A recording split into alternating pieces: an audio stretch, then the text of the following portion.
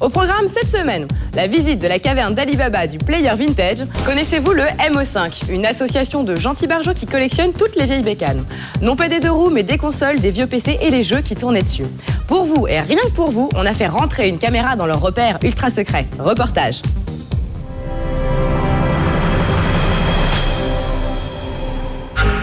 La rumeur court qu'une association consacrée à la préservation des vieilles machines et des jeux vidéo existe quelque part aux abords de Paris, dans un lieu secret connu seulement de quelques initiés.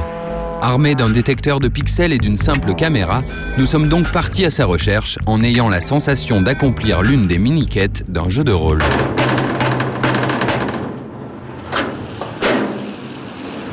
Bonsoir, bienvenue dans l'association homosin.com. Je suis le président de l'association homosin.com qui a pour but, donc à l'optimum, de créer un musée de l'histoire de l'informatique et des jeux vidéo.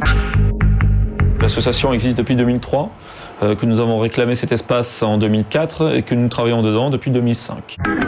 Les 350 mètres carrés investis par l'association sont scindés en 3 espaces. Le premier étant la pièce de vie, l'endroit où ses membres peuvent jouer, consulter les archives et mettre à jour le site internet. Une quinzaine de bénévoles s'y rendent chaque week-end pour petit à petit organiser cette caverne d'Alibaba du gamer. Pour récupérer des machines, donc pour l'association, il y a plusieurs moyens disponibles. La majorité du temps, cela passe par des sites d'enchères. Il y a quand même un très gros défaut, c'est que généralement c'est assez cher. C'est assez cher puisque ça ne s'adresse pas tant à des collectionneurs, mais plutôt à des particuliers qui un jour se disent « Tiens, qu'est-ce que j'avais quand j'étais jeune? J'avais un Thomson TE8 » et donc le mec va pouvoir lâcher 150 €, ça lui pose pas forcément de cas de conscience.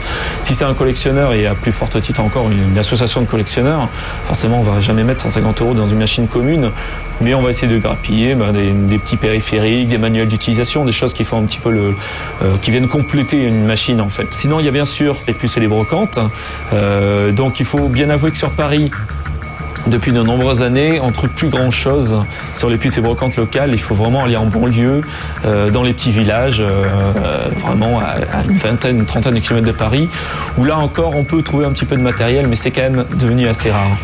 Et puis forcément il y a l'échange, puisque nous sommes en France, donc nous avons du matériel français, monsieur, beaucoup de machines Thomson qui sont ici très communes, mais bien sûr que aucun Allemand, aucun Japonais n'a jamais possédé.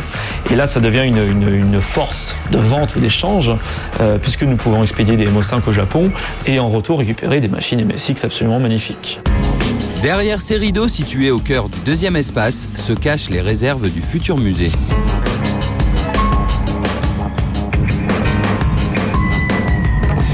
À l'abri de la poussière et de la lumière, les machines les plus rares et les plus cotées attendent patiemment leur nouvelle heure de gloire.